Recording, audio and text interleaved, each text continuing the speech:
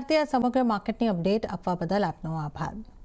અને હવે આપણે ખાસ બ્રેકિંગ આંકડા આપણી સામે જીડીપીના આવી રહ્યા છે એના ઉપર ખાસ કરીને નજર કરી લઈએ તો Q3ના જીડીપી આંકડાની જો આપણે વાત કરીએ તો Q3 માટે જીડીપી ગ્રોથ 7.8% જેટલો આવતો જોવા મળી રહ્યો છે।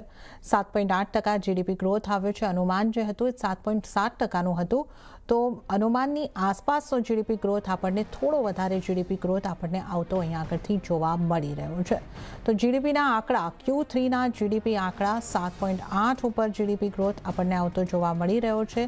ઉલ્લેખનીય છે કે નવી સિરીઝના જીડીપી ગ્રોથ પ્રમાણે આ આંકડાઓ અહીંયા આગળથી જાહેર કરવામાં આવ્યા છે, જે આવ્યા છે 7.8% પર। 7.7%નું અનુમાન અહીંયા આગળથી કરવામાં આવ્યું હતું। જીવીએ ગ્રોથની પણ જો વાત કરી લઈએ તો જીવીએ ગ્રોથ જે છે એ 6.8% ઉપર આવતો આપણને જોવા મળ્યો છે। અને ખાસ કરીને આપણે જો ઇન ડિટેલ આ આંકડાઓની વાત કરીએ કે ઓવરઓલ જે જીડીપી આવ્યો છે એ 7.8%, અગાઉ મેં જણાવ્યું તેમ 7.7%નું અનુમાન હતું, એટલે એની આસપાસના આંકડા આવ્યા છે। જીવીએ ગ્રોથ 7.8% આવ્યો છે। હવે જો આપણે એ થોડી ડિટેલમાં અહીંયા આગળથી વાત કરી લઈએ કે કયા સેક્ટરના કયા પ્રમાણે આંકડા આવ્યા છે। Q3ના એગ્રીકલ્ચર ગ્રોથની જો વાત કરીએ તો એ 5.8%થી ઘટતો દેખાયો છે અને ઘટીને 1.4% પર YOY બેસિસ પર યર ઓન યર બેસિસ ઉપર આવતો જોવા મળ્યો છે।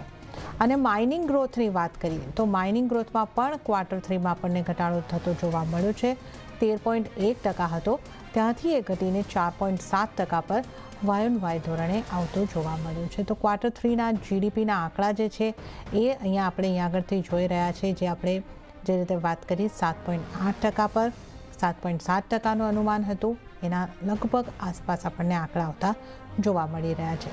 નવી સિરીઝ આપણે જે રીતે જોયું હતું કે આ વખતે આપણે મોંઘવારીના આંકડા પણ નવી સિરીઝ પ્રમાણે આવતા જોયા, અને હવે આપણે જીડીપી ગ્રોથના આંકડા આ નવી સિરીઝ પ્રમાણે આવતા જોઈ રહ્યા છે, અને આ આપણને આવતા જોવા મળી રહ્યા છે 7.8 ઉપર।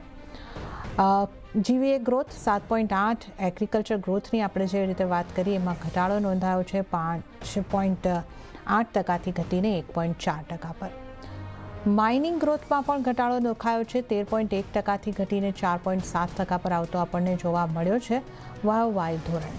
અને મેન્યુફેક્ચરિંગ ગ્રોથ પર પણ જો આપણે નજર કરી લઈએ તો એમાં પણ આપણને વધારો જોવા મળ્યો છે। સામે મેન્યુફેક્ચરિંગ એટલે એગ્રીકલ્ચર ગ્રોથ, માઇનિંગ ગ્રોથમાં ઘટાડો, પણ મેન્યુફેક્ચરિંગ ગ્રોથ છે એમાં વધારો છે, એ 10.8% જેટલોથી વધીને 13.3% જેટલો આવતો જોવા મળ્યો છે।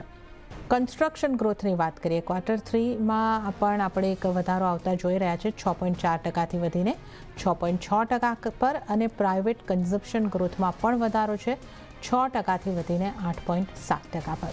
વધારે ચર્ચા કરીશું। ઓયસ્ટર કેપિટલના અતુલ જોશી આપણી સાથે જોડાઈ ગયા છે। અતુલજી, સ્વાગત છે આપનું CNBC બજાર પર। અને જીડીપી ગ્રોથના આંકડા 7.8 પર આવતા જોવા મળી રહ્યા છે। નવી સિરીઝ પ્રમાણે આ વખતે સરકારે આંકડાને જાહેર કર્યા છે, તો કઈ રીતે આપણે આ આંકડાને જોવા જોઈએ? આપ કઈ રીતે સમજાવશો આંકડા? બેઝિકલી અનુમાન 7.7% હતું, એટલે આઈ થિંક ઇન લાઇન આપણે કહી શકીએ કે ઇન લાઇન જ આવ્યા છે। અને જે આપણે સેક્ટરલ જોઈએ તો સેક્ટર વાઇઝ પર આંકડા એટલા બધા ડિફરન્ટ નથી આવ્યા। એક્સપેક્ટેશન્સ પ્રમાણે જે સબસેક્ટર્સ છે, સર્વિસીસ છે, કન્સ્ટ્રક્શન છે, એગ્રીકલ્ચર, ખાલી એક એગ્રીકલ્ચરમાં બહુ મોટો ડિફરન્સ આપણને દેખાઈ રહ્યો છે, બટ અધરવાઇઝ આંકડા બધા એઝ પર અનુમાન જ આવ્યા છે અને સ્ટ્રોંગ આંકડા છે। આઈ થિંક જે નવી સિરીઝ ગવર્મેન્ટે ચાલુ કરી છે, આપણે એની ડીપર એનાલિસિસ માટે થોડુંક મેથોડોલોજીને વધારે ડિટેલમાં સમજવી પડશે, અને પછી આપણે એના પર એક ક્રિટિકલ ઇવેલ્યુએશન કરી શકાશે કે પ્રીવિયસ મેથોડોલોજી કરતા વેટ્સ કેટલા ચેન્જ થયા છે। કારણ કે આના જે બે બેઝિસ હોય છે, એક તો આઈઆઈપી હોય છે જે ઇન્ડસ્ટ્રી માટે જાય છે, અને 8 કોર ઇન્ડસ્ટ્રીઝ હોય છે જે આઈઆઈપીમાં જાય છે। તો એના પ્રમાણે આ આંકડા આપણે જોઈએ તો એઝ પર એક્સપેક્ટેશન્સ તો છે જ, અને જે ગ્રોથ છે એ કન્સિસ્ટન્ટ આપણને સારો દેખાઈ રહ્યો છે। એ તો ગ્રોથ આપણને કન્સિસ્ટન્ટ દેખાઈ રહ્યો છે। અને જે રીતે અતુલજી આપ જણાવી રહ્યા હતા કે એક કૃષિ ક્ષેત્રમાં એગ્રીકલ્ચરનો ગ્રોથમાં આપણને એક ઘટાડો અહીંયા આગળથી આવતો નોંધાયો છે, માઇનિંગ ગ્રોથમાં પણ થોડો ઘટાડો છે, પણ બાકીના જે પ્રાઇવેટ કન્ઝમ્પશન છે, કન્સ્ટ્રક્શન છે, મેન્યુફેક્ચરિંગ છે, એ બધું અહીંયા આગળથી વધીને દેખાઈ રહ્યું છે। તો આને આપ કઈ રીતે જોઈ રહ્યા છો? બેઝિકલી માઇનિંગમાં આપણે જોઈએ તો કોલ એ એક 8 કોર ઇન્ડસ્ટ્રીમાં જે મેઇન ભાગ ભજવે છે એ કોલ હોય છે, અને કોલનો આંકડો આપણે જોઈએ તો એપ્રિલ થી કરીને જાન્યુઆરી સુધી -0.3 આવ્યો હતો 8 કોર ઇન્ડસ્ટ્રીઝમાં, જે મેઇન આપણે જોઈએ જે એકચ્યુઅલી અલ્ટિમેટલી જીડીપીમાં જતો હોય છે. તો કોલ ઓલવેઝ થોડોક વીક રહ્યો છે અને એના આંકડા છે ને કન્સિસ્ટન્ટ નથી રહ્યા. આપણે આખી સિરીઝ જોઈએ તો મંથલી આપણને એટલું બધું એમાં વેરિએશન દેખાઈ રહ્યું છે કે કોલ એકચ્યુઅલી વીક જ છે.